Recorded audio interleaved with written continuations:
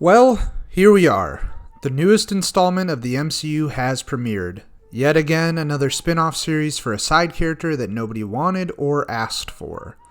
In all seriousness though, I was not interested in this show in the slightest. I enjoyed Kathryn Hahn in WandaVision, I liked her character a lot, but I didn't care to see a solo outing for Agatha Harkness.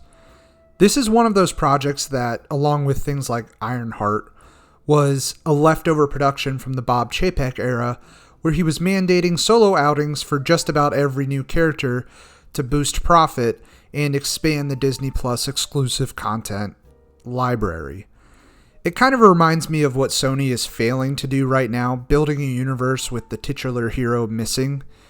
And after all of this, I actually didn't mind it. Like, subscribe, comment down below, and tell a friend if you haven't. And if you're new here, check out the rest of the channel and let me know what you think. Let's dive into Agatha, House of Harkness. No, hang on. Agatha Darkhold Diaries. Wait. No, that's not right either. Agatha The Witch's Road. God, what the hell is this show called again? Agatha All Along.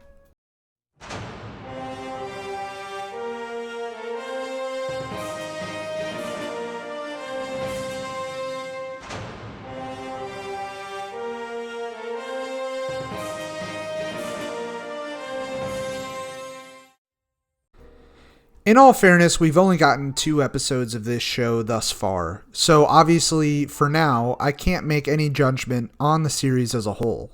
But what I can say is that what I have seen isn't bad.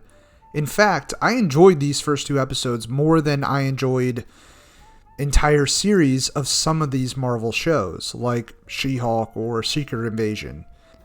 Granted, it's not perfect or amazing or anything like that, but it is simple, and it's fun, and it's, most importantly, interesting.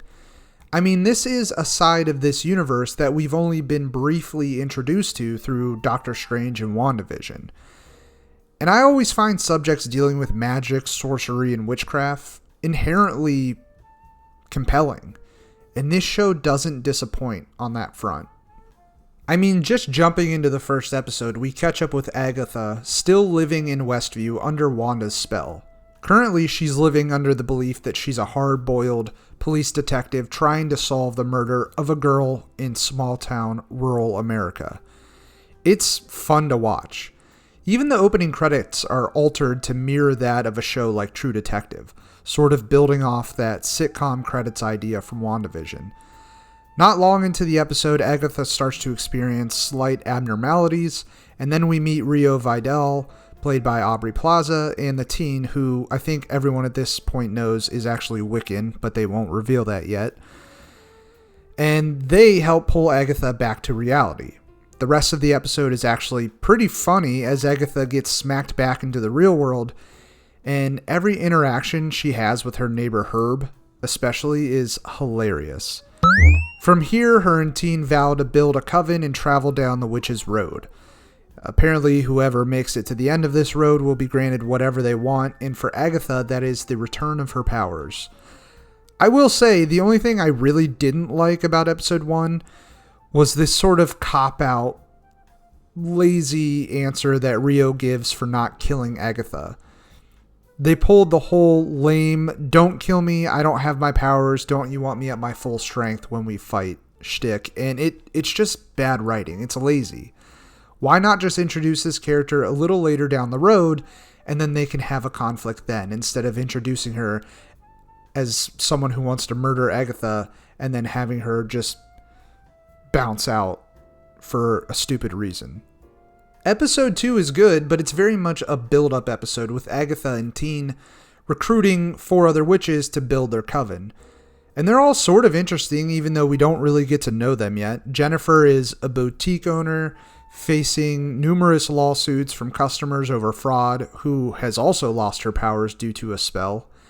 Alice is a woman that's born into magical heritage, but has sort of become that disappointing child archetype. Lilia runs a psychic palm reading front and seems to suffer from some severe mental illness, as every so often she just starts screaming for no reason at all. It's kind of funny.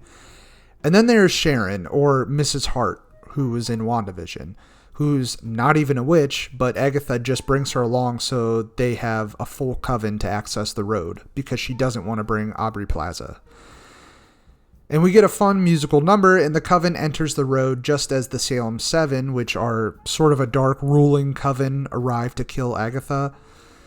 And this episode is fun, but it like I said, it's very much build up, and I really didn't mind that since this series is 9 episodes instead of the ridiculous 6 to 8 episode seasons that we have been getting in the past. I think they can get away with doing one of these episodes. The biggest shock, honestly, that I got watching this show was how good it looks. A lot of these Disney Plus, not even just MCU, but even Star Wars projects have over-relied heavily on CGI or the volume, and it has just been very tacky, and every image just seems so ridiculously unbelievable half the time. But Agatha's sets are very practical, and the designs are fantastic, and the cinematography is surprisingly very good. There are a lot of really beautiful shots in these first 2 episodes.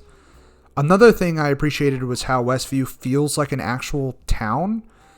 I know that WandaVision's whole thing was it played off the sitcom aesthetic, so it made sense that a lot of the times Westview, or even the houses, felt like a backlot. But even as that show progressed into actual reality, it still felt that way at times. In Agatha, it feels like she resides in a real neighborhood, in a real town, in a real world. There isn't much action yet, but what we do get is pretty good. Rio and Agatha's confrontation is chaotic and fun, and when the Salem 7 arrive on the block and enter Agatha's house, it's eerie and creepy. There's even this Exorcist-style stair crawling thrown in there. And I love the overall feel of this show. They did a great job creating this witchy, Halloween, spooky aesthetic throughout a lot of the parts of this show. The first 2 episodes of Agatha aren't anything transformative or revolutionary inside the realm of Marvel or even television, but they are fun. And as I said before, I had very little expectations for this show, so that may explain partially why I enjoyed it so much. But I also just genuinely like the simple, playful fun of it. We have 7 episodes to go for this show, so obviously my opinion could change. I mean, time will tell. But for right now, I think this is a good start.